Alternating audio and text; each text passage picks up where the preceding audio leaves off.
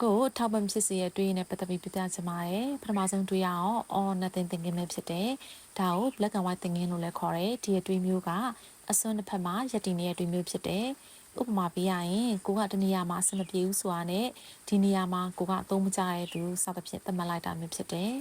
နောက်တွေးတစ်မျိုးကတော့ over generalization ပေါ့နော် past experience ဖြစ်တဲ့ကိုအတိတ်မှာကြုံခဲ့ရတဲ့အရာတွေအခြေအနေပေါ်မှာမူတည်ပြီးတော့နောက်လေဒီလိုဖြစ်မှာပဲလို့သတ်မှတ်လိုက်တာမျိုးဖြစ်တယ်။ဥပမာအနေနဲ့ပြောရရင်ကိုကပထမ relationship မှာအဆင်မပြေခဲ့ရင်နောက် relationship တွေမှာလည်းအဆင်ပြေမှာမဟုတ်ပါဘူး။ငါအပေါ်ချစ်မှာမဟုတ်ပါဘူးစသဖြင့်တွေးတတ်တာမျိုးဖြစ်တယ်။နောက်တစ်ခုကတော့ mental filtering ကျမတို့အစိုးရပေါ်မှာဦးစားပေးပြီးတော့တွေးတတ်တာမျိုးဖြစ်တယ်။ဒါလေးကိုဥပမာအနေနဲ့ပြောရရင်ကိုယ့်ရဲ့အလုပ်မှာ performance နဲ့ပတ်သက်ပြီးတော့ review 10ခုရတယ်ဆိုပါစို့ကိုကကောင်းတာဖြစ်ပြီးတော့တစ်ခုကကျမတို့ negative ဖြစ်တဲ့ဆိုရင်ဒီ negative ဖြစ်တဲ့ review တစ်ခုတည်းပါမှာပဲ focus လုပ်မိနေခြင်းပဲဖြစ်တယ်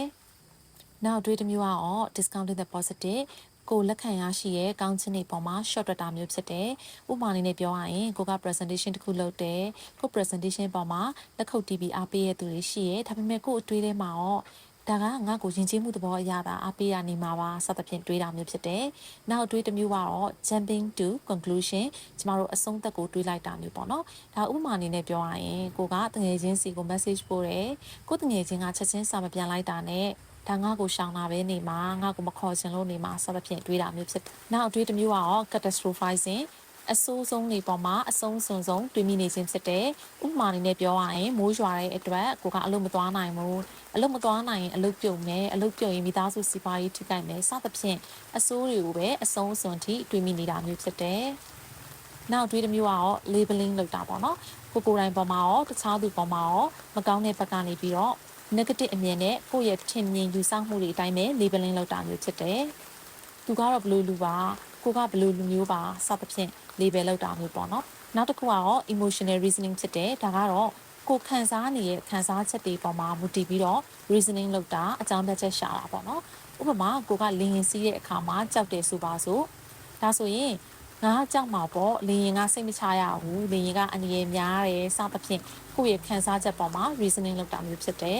နောက်အတွေးတစ်မျိုးကတော့ magnification နဲ့ minimization ရှိနေတဲ့ reality ထက်ပို့ပြီးတော့ချဲ့တွေးလိုက်တာပို့ပြီးတော့ရော့တွေးလိုက်တာမျိုးဖြစ်တယ်ဥပမာအနေနဲ့ပြောရရင်ကိုကအမှားသေးသေးလေးတစ်ခုကျွန်းလွန်မိရနဲ့ကြီးမားတဲ့အမှားကြီးကိုကျွန်းလွန်မိရဲ့သဘောမျိုးချဲ့တွေးမိတာပေါ့နော်နောက်ဆုံးတွေးရအောင် personalization ဖြစ်တယ် personalization ဆိုတာကငါ့ကိုမလို့လောက်တာငါ့ကိုမလို့ဒီလိုပြောတာငါနဲ့ဆိုင်နေစသဖြင့်အရာအလုံးကကိုနဲ့ဆိုင်နေလို့ထင်မှတ်နေခြင်းဖြစ်တယ်ဆိုတော့ဒီအတွေးအလုံးကတော့ကျမတို့ကိုအထောက်အကူမပြုတဲ့ unhelpful thinking style တွေပဲဖြစ်ပါတယ်ဒါကြောင့်မို့ဒီအတွေးတွေကိုဆင်ခြင်ပြီးတော့ကောင်းမွန်တဲ့အတွေးတွေနဲ့အတူပြန်လည်အစားထိုးလိုက်ပါတယ်အားလုံးကိုကျေးဇူးတင်ပါတယ်